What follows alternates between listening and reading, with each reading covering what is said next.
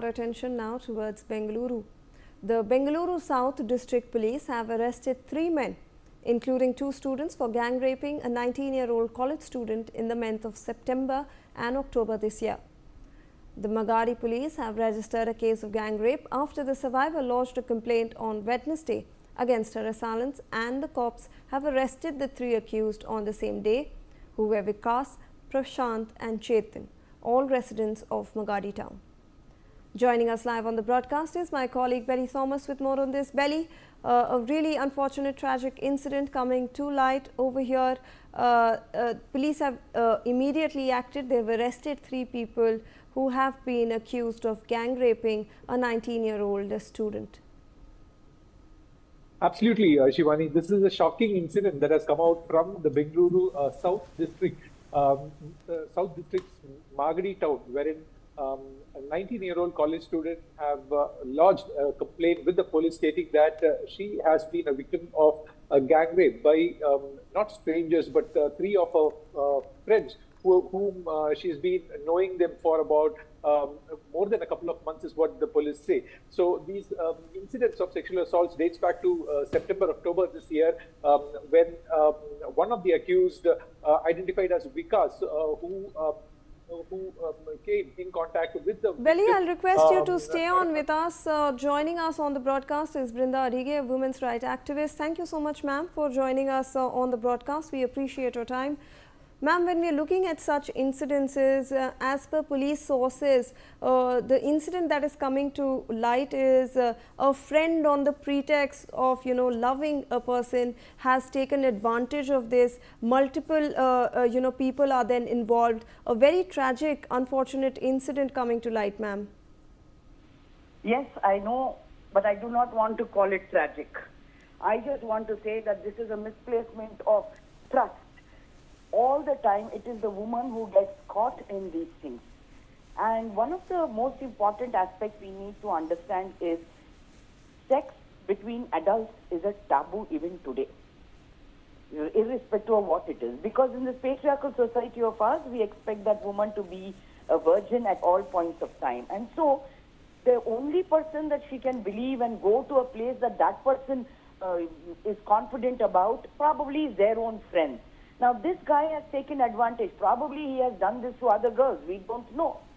Thankfully, this girl has come and made a complaint over here. But it is so sad that she placed all her trust in him, goes over there, many times visiting with him and all of it, because right now the question would be, oh, you went there on your own, you gave your consent, it was okay, you didn't say no, you didn't scream. It doesn't happen like that. It happens with trust, it happens with a lot of confidence, and because she has nobody else to share this with. And these guys have known that, punishment is either very rare or it is never there. So we must also hold our courts accountable for it. Why do the courts not address these issues properly?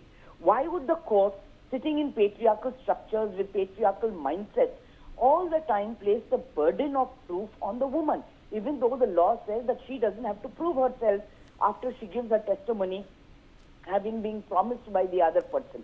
And we agree that men's rights are as important, but the courts need to also bring in that element of speedy action and stringent punishment if rule of law and fear of law should be there among the perpetrators. Very sad that this case has happened like this, but I'm glad the Magadi Police Station has taken this complaint quickly, arrested all 3 of them.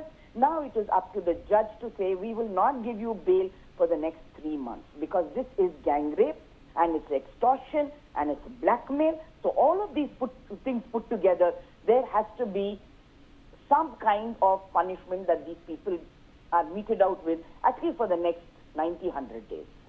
Absolutely. Thank you so much, ma'am, for joining us on the broadcast and providing us with that perspective on the issue. In fact, Bengaluru Police has released some more information on the case. According to the police, the incident of sexual assault dates back to September and October in Magadi town. The survivor, who is a college student, came in contact with the prime accused Vikas, also a college student, around 6 to 7 months ago. The police said that on the pretext of falling in love with her, Vikas used to take the girl student to his friend Prashant's house, where she was sexually assaulted more than once.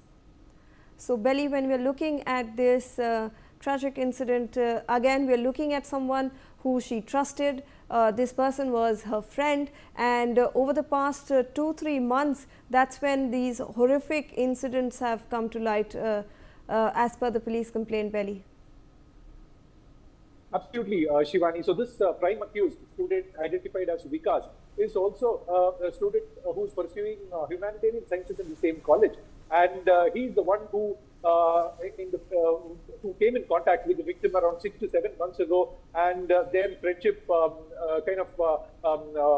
blossomed into love. And on the pretext of this love affair is what Vikas used to take this survivor to his friend Prashant's house, which is also situated in Magadi town, and it was there when another friend identified as Chetan, according to the police, was videographing their intimate moments at their house, and later all the three of them started to blackmail and threaten this victim, stating that they had to come whenever and wherever these three people called them, and if she objects to that, they would leak the video on social media, and it would also Belly, I'll request you to stay on with us. I also have Bhaskar Rao, former IPS officer, who is joining us on the broadcast. Thank you so much, sir, for joining us. We appreciate your time.